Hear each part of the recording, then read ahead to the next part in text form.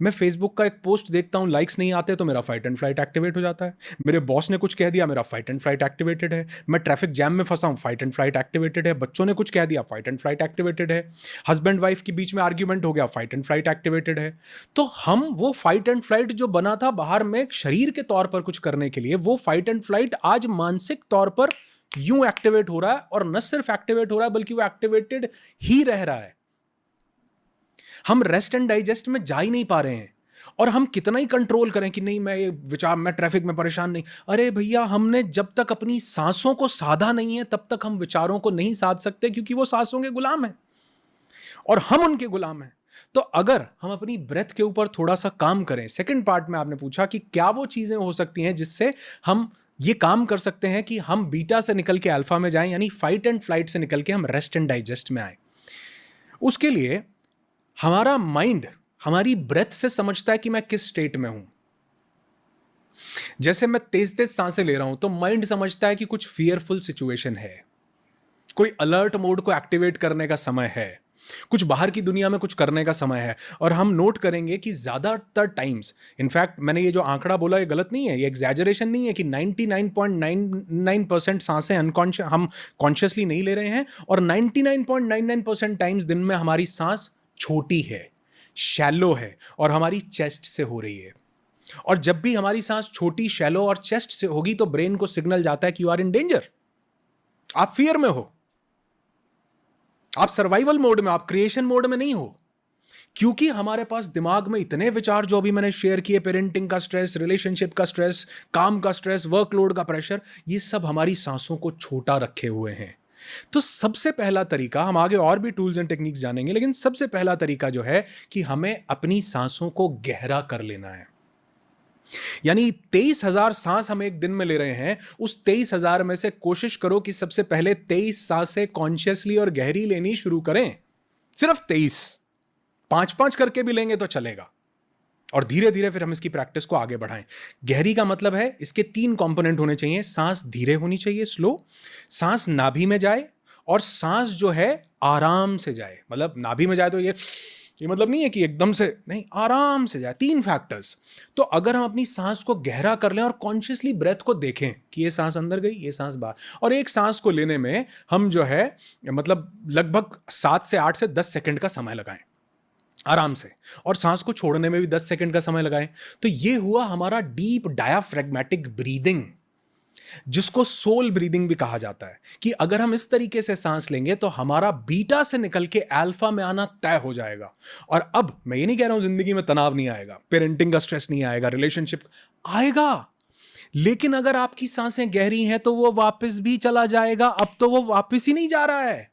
वो स्ट्रेस एक दिन नहीं बल्कि 6-6 महीने तक इंसान को पकड़े रहता है। 6 महीने पहले ऐसा हुआ था, तब ऐसा हुआ था, 2001 में मेरे, हमने पता नहीं कितनी पुरानी चीजें पकड़ रखी हैं, क्योंकि हम वैसे ही सांस ले रहे हैं जैसे उस समय हमारे पास हमारी सांसें थी, शैलो, चेस्ट से टाइट। और दिनचर्या में भी हम वैसी ही सांस ले रहे हैं, तो हमारा ब्रेन डिफरेंशिएट ही नहीं कर रहा कि डर रहा था तब भी ऐसी सांस थी और दिन में भी ऐसी सांस है। तो it means you are in fear, you are in danger, you are in survival mode.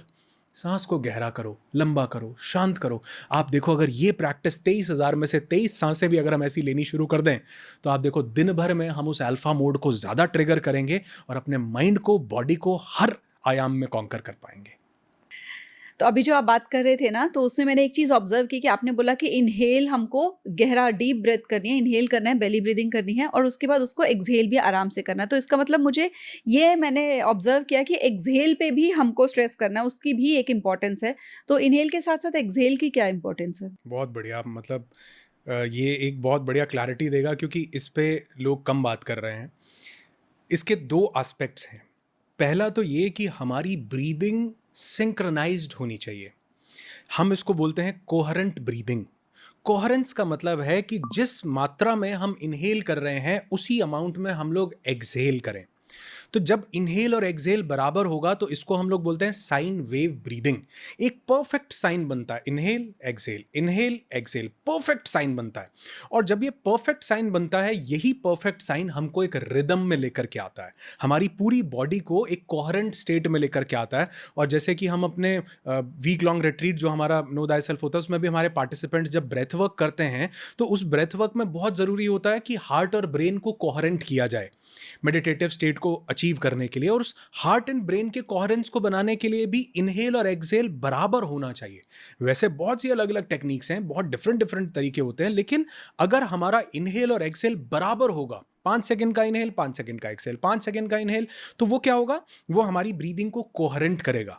और दूसरा, अगर हमने सिर्फ सांस लेने पर ही ध्यान दिया, छोड़ने पर नहीं दिया, तो हम क्या करते हैं, अगर हमने सांसों को एकदम से तेज छोड़ा तो उससे जो कार्बन डाइऑक्साइड रिटेंशन है वो प्रॉपरली नहीं हो पाएगा। और कार्बन डाइऑक्साइड हमारे लिए एक बहुत इंपॉर्टेंट एस्पेक्ट है। तो हमारे लिए तो ऑक्सीजन इंपॉर्टेंट है मैम। कार्बन डाइऑक्साइड भी उतना ही इंपॉर्टेंट है। मतलब ऐसा नहीं है कि हमको, जैसे हम कई बार नाड़ियों की बात करते हैं और मैं कई बार किसी वीडियो में बोल देता हूं कि चंद्र नाड़ी से हमको मेंटल रिलैक्सेशन मिलती है, और लोग 24 घंटे चंद्र नाड़ी ही एक्टिवेट करने लग जाएं तो वो जो सूर्य तत्व है उसकी कमी हो जाएगी, पित्त जो है कम हो जाएगा, डाइजेशन प्रॉपर नहीं होगा, मेटाबॉलिज्म प्रॉपर नहीं होगा, हार्ट रेट सिंक्रोनाइज नहीं होगा। ठीक उसी तरह एक्सहेल भी उतना ही इंपॉर्टेंट है, क्योंकि जब हम सिंक्रोनाइज्ड इनहेल और एक्सहेल करते हैं, एक्सहेल जब हम स्लो करेंगे तो जो कार्बन डाइऑक्साइड रिटेंशन है, हमने स्लो स्लो एक्सहेल किया तो कार्बन डाइऑक्साइड हमारी बॉडी में जो उसका रिटेंशन वो भी इंप्रूव होता है। कार्बन डाइऑक्साइड क्यों जरूरी है, हमारा जो हीमोग्लोबिन है, हमारा हीमोग्लोबिन हमारी ऑक्सीजन को कैरी करता है और उसको हमारे टिश्यू में जाकर रिलीज करता है। हमारे टिश्यू जो है उस ऑक्सीजन को फिर एब्जॉर्ब करते हैं, और उससे फिर जो हमारे सेल का जो माइटोकॉन्ड्रिया का प्रोसेस है, जो एनर्जी प्रोड्यूस करता है, जो एटीपी जो बनाता है, वो प्रोसेस शुरू होता है। यानी हमारे सेल्स जो है एनर्जी कैसे बना रहे हैं कि हमारा हीमोग्लोबिन ऑक्सीजन को ले जाकर के सेल में रिलीज, इसको बोहर इफेक्ट बोलते हैं। अब अगर हमारे पास कार्बन डाइऑक्साइड प्रॉपर नहीं है तो हमारा हीमोग्लोबिन हमारी ऑक्सीजन को टिश्यू में छोड़ता ही नहीं है। ओह, ऑक्सीजन को टिश्यू में छोड़ने के लिए कार्बन डाइऑक्साइड चाहिए। अगर कार्बन डाइऑक्साइड रिटेंशन हम लोग करते हैं, टॉलरेंस हमारा, हमने सही टॉलरेंस कार्बन डाइऑक्साइड का डेवलप किया बॉडी में, तो हमारी बॉडी जो है, वो टिश्यूज जो हैं, वो सेल्स जो हैं, वो उस ऑक्सीजन को प्रॉपरली एब्जॉर्ब कर पाते हैं। और दुनिया की कोई भी बीमारी हाइपर ऑक्सीजनेटिव एनवायरनमेंट में नहीं रह सकती।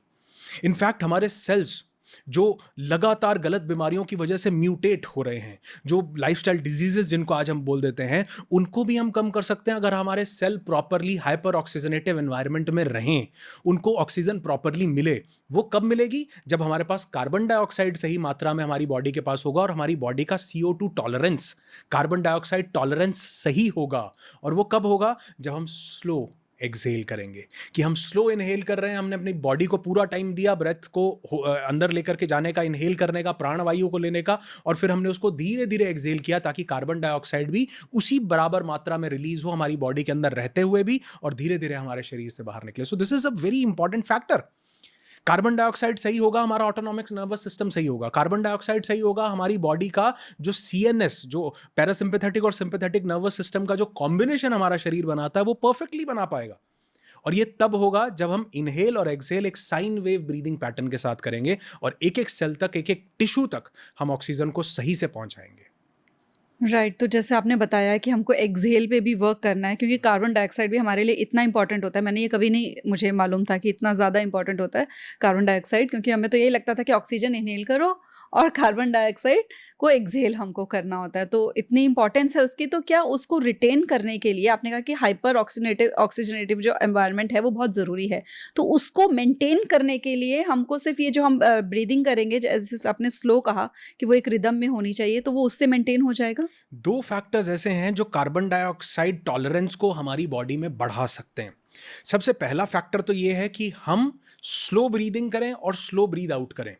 यानी हमने 6-7 सेकंड लगाकर इनहेल किया, 8 सेकंड लगाकर, नॉर्मली तो आप देखोगे 1-1.5 सेकंड में ही इनहेल हो रहा है और 1-1.5 सेकंड में ही एक्सहेल हो रहा है। हमने प्रॉपरली उसको डायाफ्राम को एक्सपैंड करते हुए, डीप ब्रीथ करते हुए हमने उसको इनहेल किया, और ऐसे ही हमने स्लोली एक्सहेल किया। तो वो जो कार्बन डाइऑक्साइड और ऑक्सीजन का जो बैलेंस था वो सही से बना, हीमोग्लोबिन उसको कैरी कर पाया, उसको टाइम मिला। दूसरा, ब्रेथ का रिटेंशन। आज हमारे पास ब्रेथ का रिटेंशन नहीं है, योग में उसको कुंभक बोला गया है। ब्रेथ का रिटेंशन अगर सही से होगा, कुंभक अगर सही से हमारा शरीर लगा पाएगा तो भी कार्बन डाइऑक्साइड टॉलरेंस हमारी बॉडी में बढ़ेगा, और जितना CO2 टॉलरेंस हमारी बॉडी में बढ़ेगा उतना